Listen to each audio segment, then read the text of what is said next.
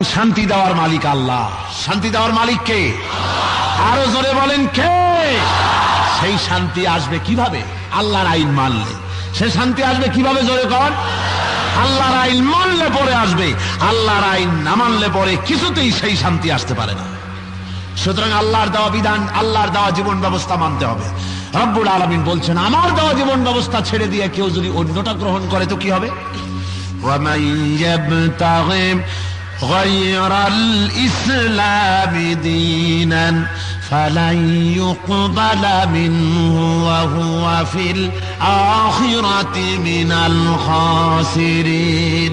আল্লাহ রাব্বুল আলামিন বলেন, যে বা যারা আমার দেওয়া জীবন ব্যবস্থা ছেড়ে দিয়া মানুষের তৈরি করা আইন ও কানুন মানবে, আল্লাহ বলেন কিয়ামতের দিন ওদের কাছ থেকে আমি ওটা গ্রহণ করব না।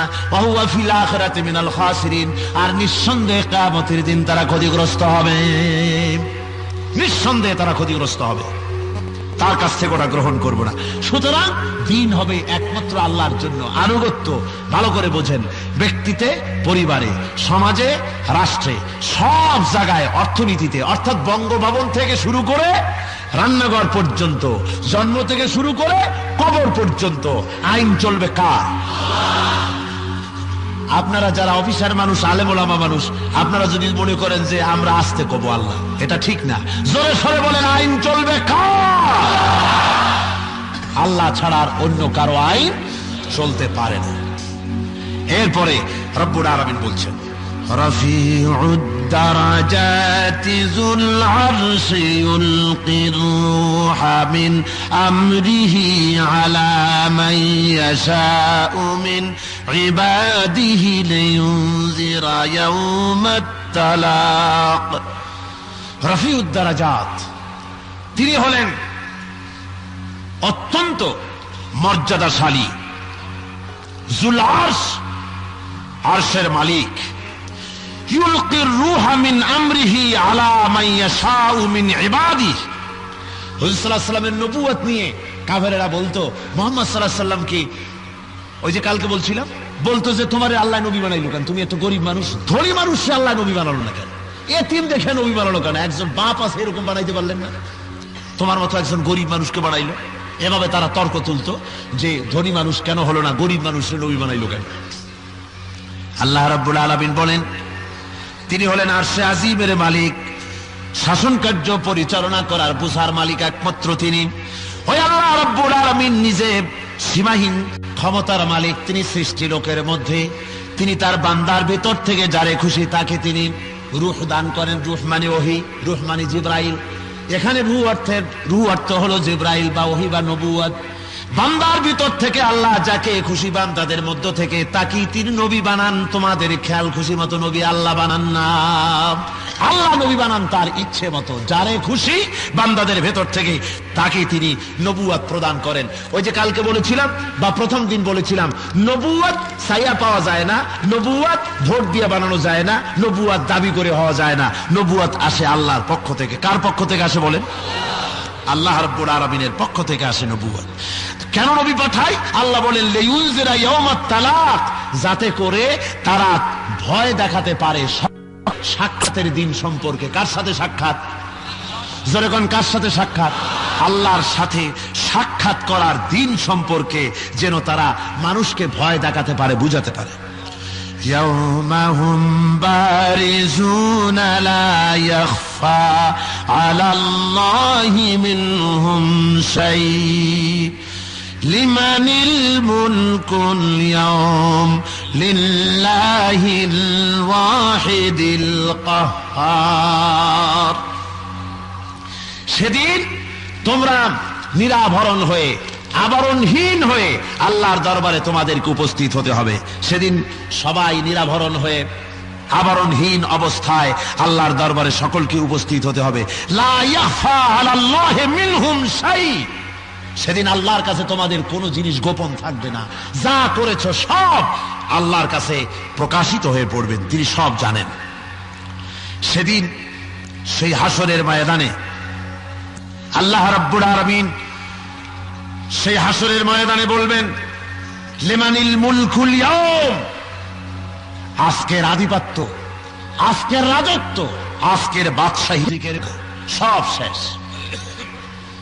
এরপরে আল্লাহ আজরাইলকে ডেকে বলবেন, হাদিস শরীফে আছে, আল্লাহ রাব্বুল আলামিন বলবেন, আজরাইল রে, এখন আর কারা বাকি আছে? হযরতে আজরাইল বলবেন, আল্লাহ দুনিয়ার কোনো মানুষ নাই, এখন বাকি আছে হযরতে জিবরাইল, হযরতে মিকাইল, হযরতে ইসরাফিল, আর আমি আজরাইল, আর কেউ বাকি নাই।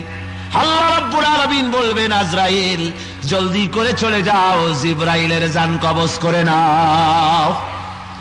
হযরতে জিবরিল আলাইহিস সালামকে হযরতে আজরাইল গিয়ে সালাম করবেন, আসসালামু আলাইক, আল্লাহর শান্তি আপনার প্রতি বর্ষিত হোক। আমি আপনার সঙ্গে জিয়ারত করতে এসেছি, আল্লাহর নির্দেশ নিয়ে এসেছি, আল্লাহ অর্ডার করেছেন আপনার জান কবজ করার জন্য। আল্লাহ রাব্বুল আলামিনের হুকুমে হযরতে জিবরাইলের জান কবজ হয়ে যাবে। আল্লাহ বলবেন, এবার আর কে বাকি আছে? হযরতে আজরাইল বলবেন, এবার মিকাইল বাকি কয়, জান কবজ করো। হযরতে মিকাইলের জান কবজ হয়ে যাবে। জিজ্ঞেস করবে, এবার বাকি কে? বলবে, ইসরাফিল, জান কবজ করো।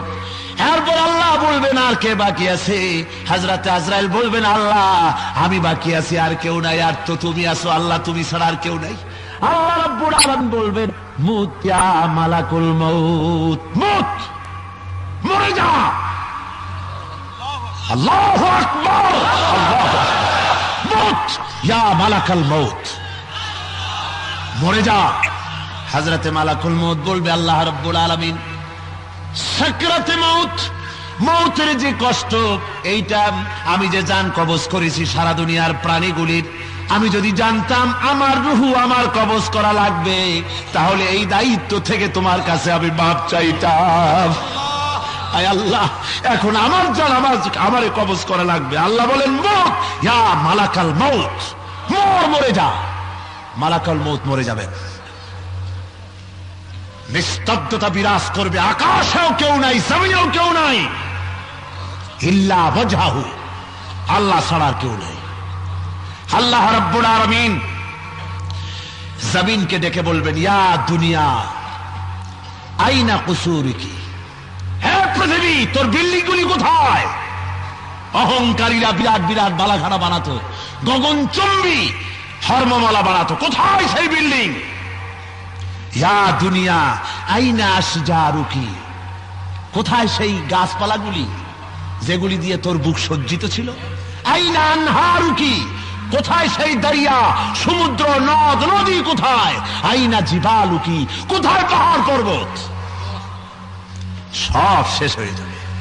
আইনা মুলুকি, আইনাল মুলুক, কোথায় সেই রাজা বাদশারা, স্বৈরাচার, অহংকারী, কোথায় তারা?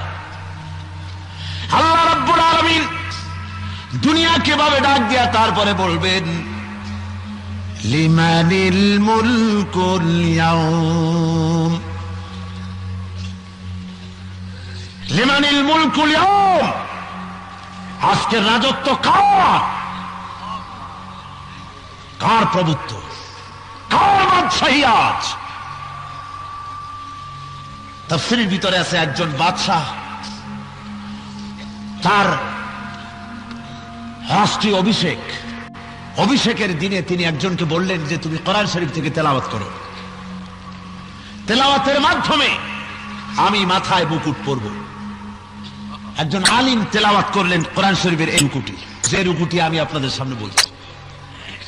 লিমানিল মুলকুল ইয়াউম যখনই বলেছেন, বাদশাহ কাঁপতে কাঁপতে সিংহাসন থেকে পড়ে গিয়েছে, মাথার তাজ খুলে রেখে বলল, আল্লাহ বেশক কোন সন্দেহ নেই, আসমান ও জমিনের মালিক একমাত্র তুমি, তুমি ছাড়া কেউ নাই।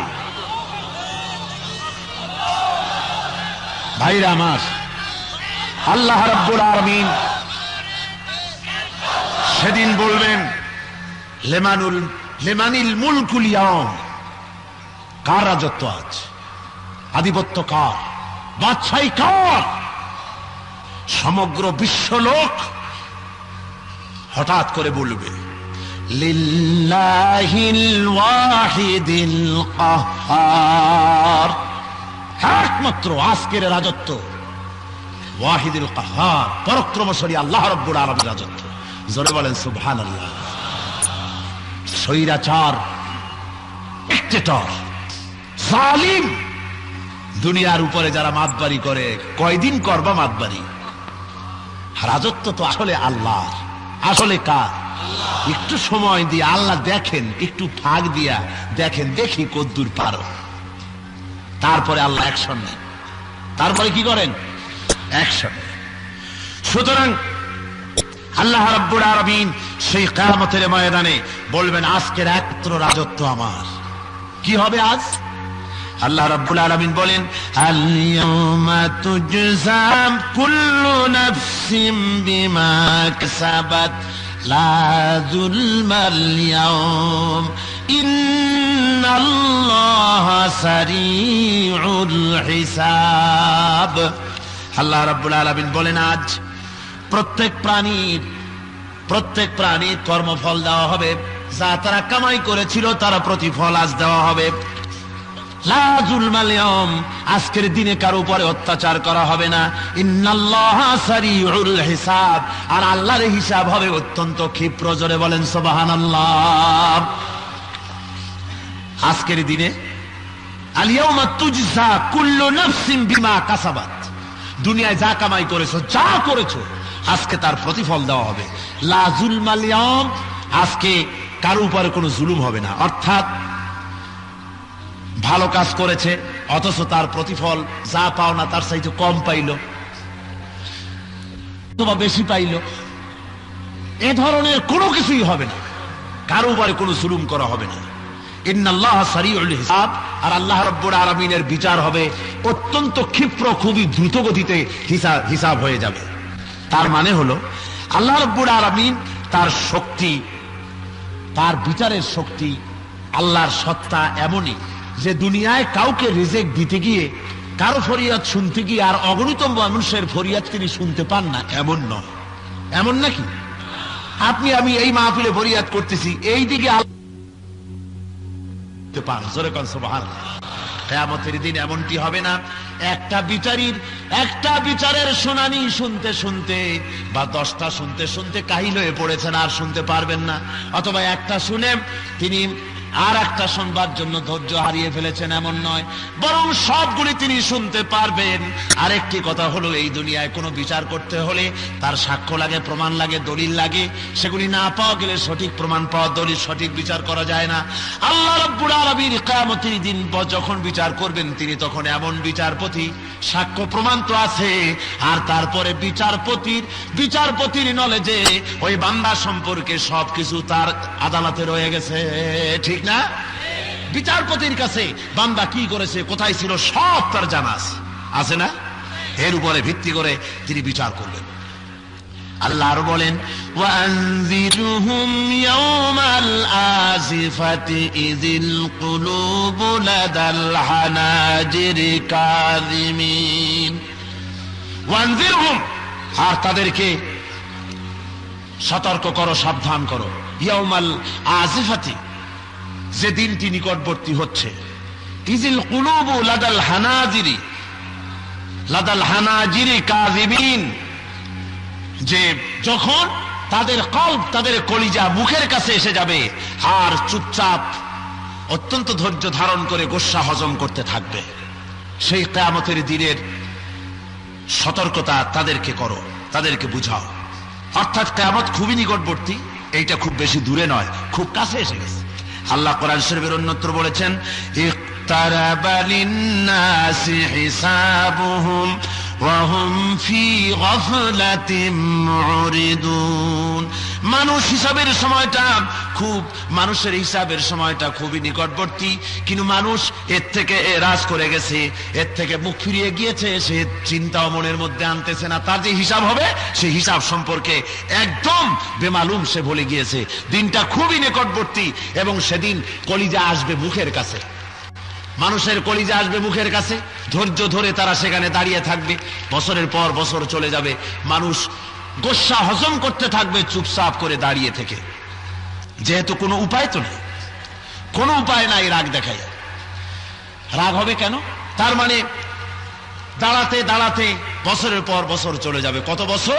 50,000 বছর হবে। বিচারের দিনটা লম্বা হবে। কত বছর হবে বলুন? 50,000 বছর লম্বা হবে এই দিনটা।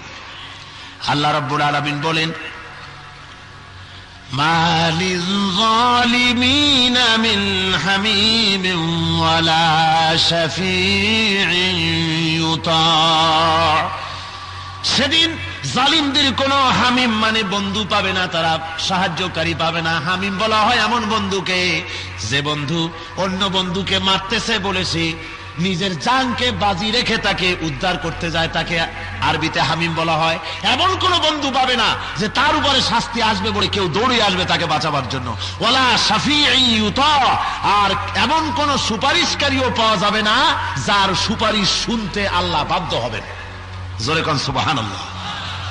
কারো ক্ষমতা নাই সেদিন আল্লাহর দরবারে সুপারিশ করার। আল্লাহ যাদেরকে সুপারিশ করার জন্য পারমিশন দিবেন তারা ছাড়া আর কেউ পারবে না। সুপারিশের ব্যাপারটা আল্লাহ নিজে কন্ট্রোল করবেন। কে করবেন কোন? সূরা জুমারের মধ্যে আল্লাহ রাব্বুল আলামিন বলেন, কুল লিল্লাহিস শাফাআতু জামিআ, সমস্ত শাফাত তো কেবলমাত্র আল্লাহ রাব্বুল আলামিনের জন্য। আল্লাহ নিজে কন্ট্রোল করবেন। সুপারিশ কারো জন্য কেউ করতে পারবে না। হ্যাঁ, আল্লাহ যাকে নির্দেশ করবেন সুপারিশ করার জন্য, আর যার জন্য করবেন কেবলমাত্র সেই, আর কেউ না।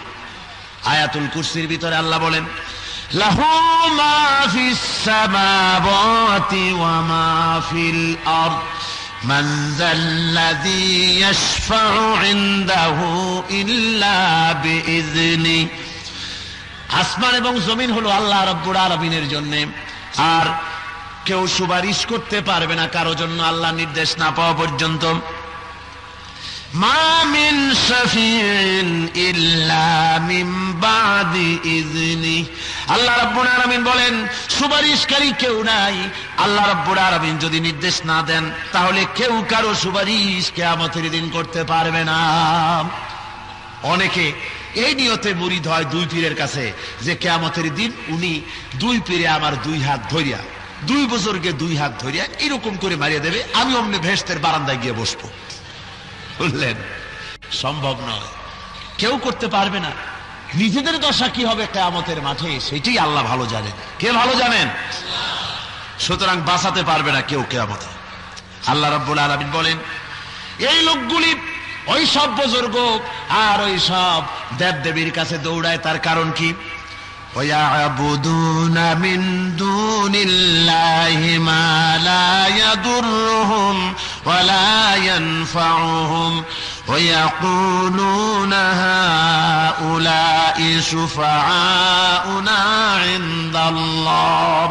আল্লাহ রাব্বুল আলামিন বলেন এরা এমন সব জিনিসের ইবাদত করে, এমন সব সত্তার গোলামি করে, দাসত্ব করে, যারা নিজেদের উপকার করতে পারে না, তাদের উপকারও করতে পারে না, কারো খারাপও করতে পারে না, ভালোও করতে পারে না। আর ওরা বলে হাউলায়ে শুফাআউনা ইনদাল্লাহ, কিয়ামতের দিন এরা আমাদেরকে আল্লাহর দরবারে সুপারিশ করবে। আল্লাহ বলেন না, সুপারিশ করতে পারবে না। আল্লাহর হুকুম ব্যতি রেখে কেউ কথা বলতে পর্যন্ত সাহস পাবে না কিয়ামতের মাঠে। মহান আল্লাহ রাব্বুল আলামিন বলেন ইয়াউমাইযিন লা তানফাউশ শাফাআতু ইল্লা মান আযিনা লাহুর রাহমানু ওয়া রাদিয়া লাহু কওলা।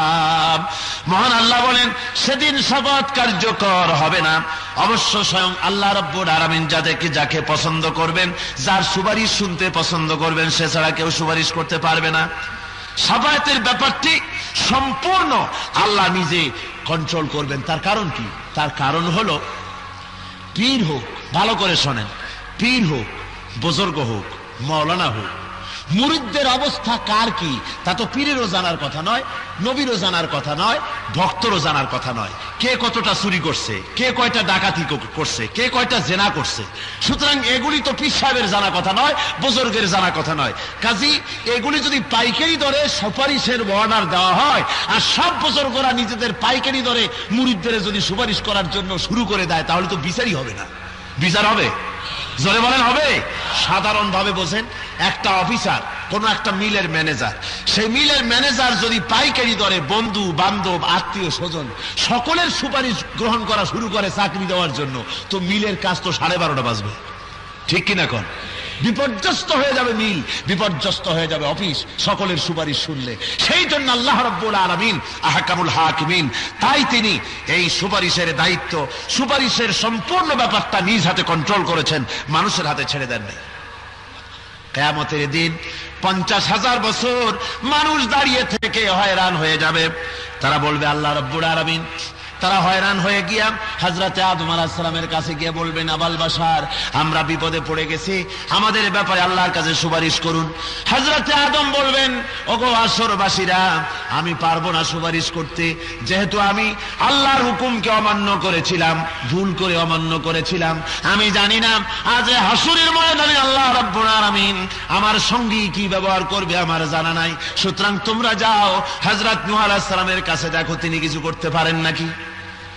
হাসরবাসীরা হযরত নূহের কাছে চলে যাবে। নূহ আলাইহিস সালাম বলবেন, আমার দ্বারাও সম্ভব হবে না, আমি সাহস পাবো না আল্লাহর সামনে কথা বলার। তার কারণ হলো, আমি যখন জাহাজে ওঠার জন্য আমার ছেলেকে বলেছিলাম, ইয়া বুনাইয়ার কাম মানা, ও ছেলে জাহাজে ওঠো, আল্লাহ রাব্বুল আলামিন বলেছিলেন, নূহ রে, তোমার ওই ছেলে তাওহীদ মানে না, রিসালাত মানে না, আখিরাত মানে না, এমন ছেলেকে যদি আহাল বলে পরিচয় দাও, লাইসা মিন আহলিক, সে তোমার আহাল নয়, এমন ছেলেকে যদি আহাল বলে পরিচয় দাও, নবুয়তির দপ্তর থেকে তোমার নাম কাটা যাবে। ভাইরা আমার, হযরত নূহ বলবেন, আমার দ্বারা সম্ভব না, আমি সাহস পাই না আল্লাহর সামনে কথা বলার। হযরত নূহ বলবেন, চলে যাও মূসা আলাইহিস সালামের কাছে। মূসা আলাইহিস সালাম বলবেন, আমিও পারবো না, যেহেতু আমি বনি ইসরাইলের একটা লোককে, ফেরাউনের জাতির একটা লোককে একটা থাপ্পড় মারছিলাম, মেরেছিলাম এমনি শাসন করার জন্য, কিন্তু সে যে মরবে আমি জানতাম না। আমার একটা থাপ্পড় খেয়ে সে মরে গেছে, আমি মারার নিয়ত করে মানি নাই। কিন্তু জানি না আজ এই কিয়ামতের ময়দানে আল্লাহর দরবারে আমার কি হাসর হবে, আল্লাহ আমার সাথে কি ব্যবহার করবে আমার জানা নাই, আমার সাহস নাই আল্লাহর সামনে কথা বলার। তোমরা হযরত ইব্রাহিমের কাছে যাও। হযরত ইব্রাহিম বলবেন, আমার দ্বারাও সম্ভব নয়, আমিও পারবো না, যেহেতু আল্লাহ রাব্বুল আলামিনের দরবারে আমারও কিছু ভুল ত্রুটি আছে নাকি আমি জানি না, থেকে যেতে পারে। আমাকে যখন ডাকা হয়েছিল পূজা করার জন্য, মূর্তি পূজা করার জন্য, আমি তখন আকাশের দিকে তাকায় বলেছিলাম, ইন্নী সাকিম, আমি অসুস্থ বলেছিলাম, অথচ আমি সুস্থ ছিলাম। কাজী এই যে কথা বলেছি, কিয়ামতের দিন আল্লাহর দরবারে কি আমার অবস্থা হবে আমার জানা নাই। হযরত ইব্রাহিম আলাইহিস সালাম বলেছিলেন, ইন্নী সাকিম, আমি অসুস্থ, আসলে সুস্থ ছিলেন। তাহলে অসুস্থতা কি? মানুষের অসুস্থতা এবং সুস্থতা দুই রকম। কয় রকম? একটা হলো মানসিক, আর একটা হলো শারীরিক। কথা বুঝছেন তো? সুতরাং হযরত ইব্রাহিম মিথ্যা কথা বলেন নাই, কোন পয়গম্বর মিথ্যা বলতে পারেন না। হযরত ইব্রাহিম মিথ্যা বলেন নাই, বলেছিলেন কি? হযরত ইব্রাহিমের অবস্থা ছিল গোটা জাতি মূর্তি পূজায় লিপ্ত, আল্লাহরে ছেড়ে দিয়েছে। সুতরাং পয়গম্বর মূর্তি পূজায় লিপ্ত জাতিকে দেখে মানসিক অবস্থা সুস্থ থাকতে পারে না, পারে? সুতরাং মানসিক দিক থেকে তিনি অসুস্থ ছিলেন। এতটুকুন কারণে হযরত ইব্রাহিম বলবেন, কিয়ামতের ময়দানে আমার সাহস নাই আজ আল্লাহর দরবারে গিয়ে তোমাদের ব্যাপারে সুপারিশ করার, বরং তোমরা চলে যাও হযরত ঈসার কাছে। হযরত ঈসা বলবেন, আসরবাসীরা, আমিও পারবো না তোমাদের জন্য সুপারিশ করতে। তার কারণ হলো গোটা দুনিয়ার খ্রিস্টানেরা আমাকে আল্লাহর ছেলে বলেছে। জোরে বলেন নাউজুবিল্লাহ। খ্রিস্টানেরা বলেছে, ওয়াকালাতিন নাসারাল মাসীহ ইবনুল্লাহ,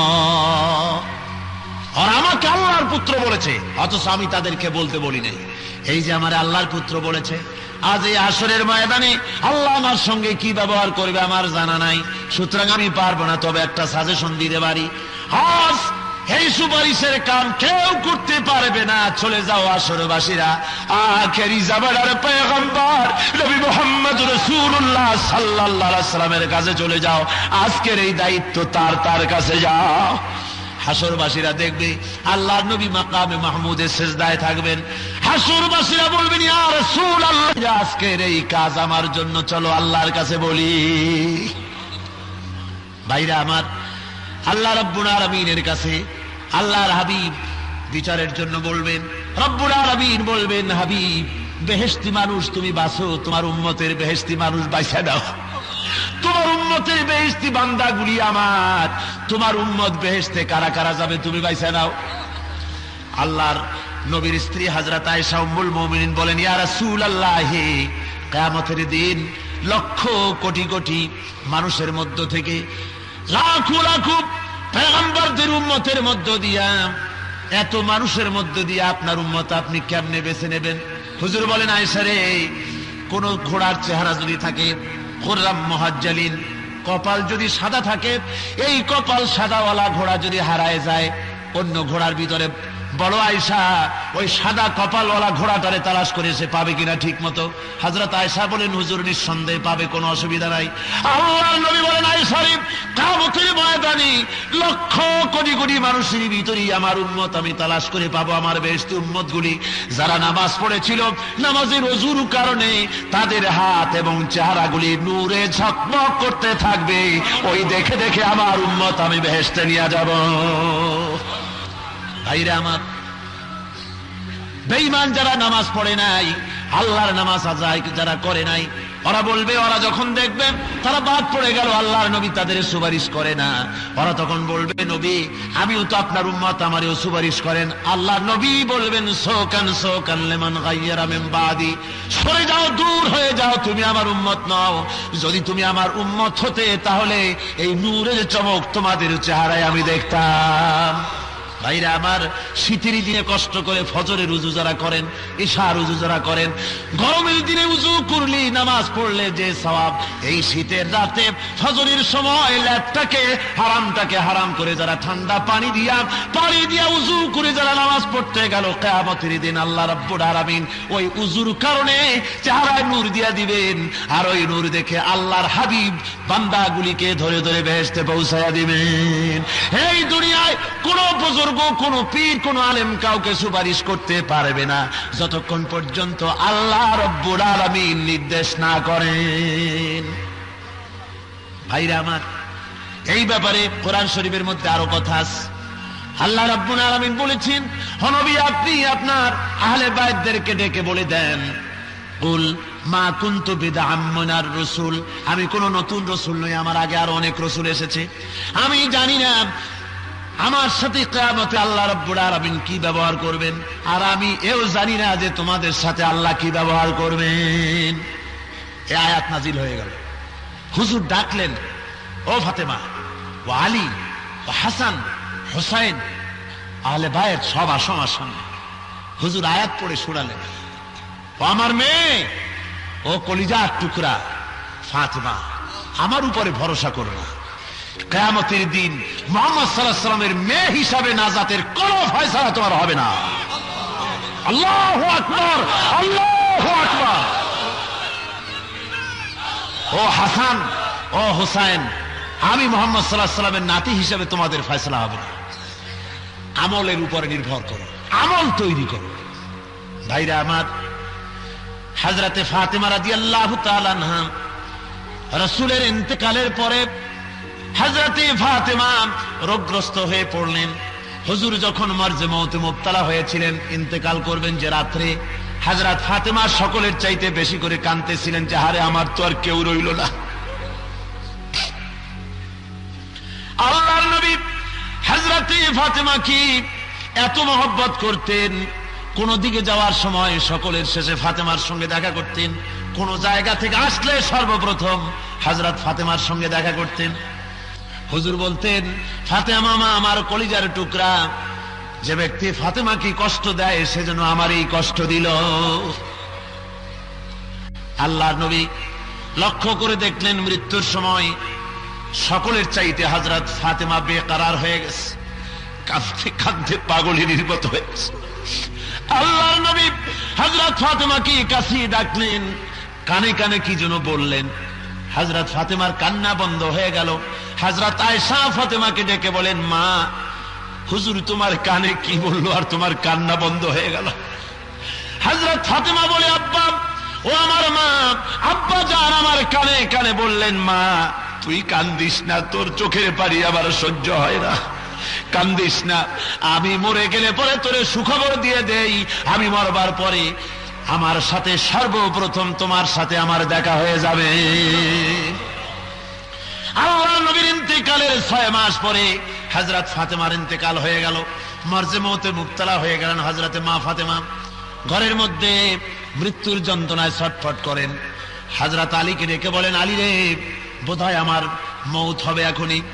ও আলী, আমার যদি মৌত হয়ে যায় দিনের বেলায় আমার জানাজা করবা না, দিনের বেলায় বেশি লোককে খবর দিয়া জানাজা দিবা না, যেহেতু আমি পর্দায় ছিলাম সব সময়ের জন্য, আমার গায়ে কাপড় চোপড় জড়াইয়া মানুষের সামনে নিয়ে যদি জানাজা দাও, তাহলে লোকেরা অন্তত পর্দার ভিতরে বুঝতে পারবে নবীর মেয়ে ফাতেমা লম্বা চওড়া এতটা ছিল। কাউকে দেখাবা না, রাতের আধারে কয়েকটা লোক নিয়ে আমার জানাজা করে আবার কবরে দিয়ে দিও। হযরত ফাতেমা ইন্তেকাল করলেন রাতে। হযরতে আলী রাতের বেলায় খবর দিলেন লোকদেরকে, কিছু লোক হলো। হযরতে আবু যর কবর খোঁজার কাছে গেলেন, কবর খোঁজা হয়ে গেল। কবরের ভিতরে হযরত আবু যর নিচে নেমে গিয়ে বলেন, কবর রে, তোর মধ্যে আজ কারে রাখবো তুই কি জানিস? এরে কবর, তোর ভিতরে আজকে যারে রাখবো তিনি হলেন বেহেশতের সরদারিনী, বেহেশতের সমস্ত নারীদের সরদারিনী, খাতুনে জান্নাত মা ফাতেমা। খবরদার কবর ফাতেমার সঙ্গে বেয়াদবি করবি না। কবরের থেকে কোনো আওয়াজ নাই। আবার হযরতে আবু যর বলেন, কবর রে শোন, তোর ভিতরে যারে রাখবো তিনি হলেন সাইয়্যিদে আসবাবে আহলিল জান্নাত, বেহেশতের জওয়ানদের সরদার হযরতে ইমাম হাসান হোসেনের মারে রাখবো। খবরদার বেয়াদবি করবি না, কোনো আওয়াজ নাই, কোনো খবর নাই। এরপরে হযরত আবু যর আবার বলেন, কবর রে শোন, তোর মধ্যে যারে রাখবো তিনি হলেন আসাদুল্লাহিল গালিব, দুনিয়ার কাফিরদের জন্য বাঘ বানিয়ে আল্লাহ যারে পাঠাইছেন সেই আলীর স্ত্রী। খবরদার বেয়াদবি করবি না। কোনো জবাব আসে না। এইবারে হযরত আবু যর আরো জোরে চিৎকার দিয়া বললেন, কবরের মাটি, তোর ভিতরে কারে রাখবো জানিস? ইনি হলেন আখেরি জামানার পয়গম্বর নবী মুহাম্মদুর রাসূলুল্লাহ সাল্লাল্লাহু আলাইহি ওয়াসাল্লাম, কলিজার টুকরা নয়নের পুতুলি মা ফাতেমারে তোর ভিতরে রেখে যাব। খবরদার বেয়াদবি করবি না। কবরের ভিতর থেকে আওয়াজ এসে গেল মানুষের মতো করে। কবর ডাক দিয়া বলে, আবু যর, আমি ফাতেমা চিনি না, খাতুনে জান্নাত চিনি না, হাসান হোসেনের মা চিনি না, আসাদুল্লাহিল গালিব আলীর স্ত্রী চিনি না, আল্লাহর নবী মুহাম্মদ রাসূলুল্লাহর মেয়ে ফাতেমারে চিনি না। আমল যদি ভালো হয় জান্নাতের বিছানা কবরে বিছায় দেওয়া হবে, আর যদি আমল খারাপ হয় আমার কবরের মাটি পৃথিবীর এক প্রান্তে চলে যাবে, আর এক মাটি আর এক প্রান্তে চলে যাবে। দুই দিক থেকে দুই মাটি এমন জোরে ঠাসা মারা হবে, গোশত আর হাড় মাটির সাথে জনমের মতো মিশাইয়া দেওয়া হবে। ভাইরা আমার, হযরতে আবু যর চিৎকার মেরে যে বের হয়ে গেলেন, জীবনে আর সংসার করতে পারেন নাই। আমি বলি ভাইরা, এই জন্য এই দুনিয়ার বুকে কোনো বুজুর্গ, কোনো পীর, কোনো মাওলানা সাহেবের উপরে নির্ভর করে থাকবেন না যে উনি বাঁচাইয়া দিবেন। বাঁচাবে আপনার আমল। আমল যদি ভালো হয় তাহলে কিয়ামতের দিন আল্লাহ বাঁচাবার ব্যবস্থা করে দিবেন। সেই জন্য আমল ভালো করে তৈরি করতে হবে, আমল যেন খারাপ না হয়ে যায়। আমল যদি ভালো হয়, যদি মনটা নরম হয়, রাতের বেলায় যদি কাঁদতে পারেন, শেষ রাত্রে উঠে চোখের পানি ফেলায় যদি কাঁদেন, আল্লাহ রে, আমার মতো গুনাহগার আকাশের নিচে জমিনের উপরে আর নাই, রব্বুল আলামিন তুমি মেহেরবানি করে জিন্দেগীর গুনাহ আমারে মাফ করে দাও। এইভাবে বান্দা যখন কান্দে, চতুর্থ আকাশের পরে অথবা প্রথম আকাশে আল্লাহ আসেন আর ফেরেশতারে বলেন, ফেরেশতারা দেখ, তামাম পৃথিবীর লক্ষ কোটি কোটি মানুষ ঘুমানো, কিছু কিছু মানুষ ওই যে বসে বসে কান্দে। কয় কান্দে কে? ফেরেশতারা বলে, আল্লাহ তুমি তো ভালো জানো। আল্লাহ কয় না, তোদের মুখে শুনতে চাই। ফেরেশতারা বলবে, রব্বুল আলামিন, ওরা গুনাহ করেছি, জাহান্নামের আগুন থেকে তোমার কাছে মাপ চাই, তোমার গজব থেকে মাপ চায়। আল্লাহ বলেন, ফেরেশতারা আমার ওই বান্দাকে আমারে দেখছে নাকি? কয় না দেখে নাই। কয় আমার বেহেশত দেখছে নাকি? কয় না দেখে নাই। আমার দোজখ দেখছে নাকি? কয় না দেখে নাই। আল্লাহ রাব্বুল আলামিন বলেন, ফেরেশতারা আমার এই বান্দাগুলি আমারে দেখলো না, আমার বেহেশত দেখলো না, আমার দোজখ দেখলো না, হাসর দেখলো না, শুধুমাত্র নবীর কথা বিশ্বাস করে, কোরআন ও হাদিসের কথা বিশ্বাস করে, রাতের আরামের ঘুম হারাম করে কিভাবে কান্দে তাকাইয়া দেয়। ও আমার ফেরেশতারা, তোরা সাক্ষী থেকে যা, আমার রহমতের দরিয়ায় জোশ মেরেছে, আমার ওই ক্রন্দনরত বান্দাগুলিকে আমি আল্লাহ মাফ করে দিলাম। ভাইরা আমার, এই জন্য বলি, আল্লাহর সঙ্গে গভীর সম্পর্ক স্থাপন করতে হবে। ওই কিয়ামতের দিন কেউ বাঁচাতে পারবে না, একমাত্র আল্লাহ রাব্বুল আলামিন ছাড়া তিনি বাঁচাতে পারবেন। তাই সুপারিশের মালিক একমাত্র আল্লাহ, তিনি সুপারিশ যাকে করতে বলবেন তিনি ছাড়া কেউ করতে পারবে না। এরপরে আল্লাহ বলেন ইয়ালামু খাইনাতাল আয়ুনি ওয়া মা তুখফিস সুদূর। এ বান্দা, তোমার সিনার মধ্যে কি লুকাও, তোমার চক্ষু কি লুকোচুরি খেলে, আর মনের ভিতরে কি গোপন থাকে, আমি সব জানি। বিচার আমার কাছে আছে, আমি বিচার করব। ওয়াল্লাহু ইয়াকদি বিল হক ওয়াল্লাযীনা ইয়াদউনা মিন দুনিহি লা ইয়াকদুনা বিশাইইন ইন্নাল্লাহা হুয়াস সামিউল বাসীর। ওয়াল্লাহু ইয়াকদি বিল হক, আল্লাহর ফয়সালাই হবে চূড়ান্ত ফয়সালা। ওয়াল্লাযীনা ইয়াদউনা মিন দুনিহি লা ইয়াকদুনা বিশাই, আল্লাহরে বাদ দিয়া তোমরা যাদের ডাকাডাকি করো ওদের হাতে কোনো ফয়সালা নেই, ওরা কোনো ফয়সালা করতে পারবে না। ফয়সালার মালিক কে? আল্লাহ। ইন্নাল্লাহু আস-সামিউল বাসীর, আর নিশ্চয়ই আল্লাহ সবকিছু শোনেন এবং দেখেন। সেই আল্লাহর উপরে নির্ভর করতে হবে জীবনের সবকিছু। কার উপরে নির্ভর করবেন? আল্লাহর উপরে। আর সুপারিশের একমাত্র সবকিছুর মালিক, সুপারিশের মালিক আল্লাহ রাব্বুল আলামিন। তিনি কিয়ামতের দিন যদি মেহেরবানি করেন তাহলে আমরা বাঁচতে পারবো, আর যদি মেহেরবানি না করেন বাঁচার কোনো উপায় নাই। সেজন্য নির্ভর করতে হবে একমাত্র কার উপরে বলুন? আরো জোরে বলেন, কার উপরে? আল্লাহর উপরে। সুতরাং আসুন সরওয়ারে কায়নাত সাল্লাল্লাহু আলাইহি সাল্লামের শানে সালাত ও সালাম পেশ করা যাক। ইয়া নবী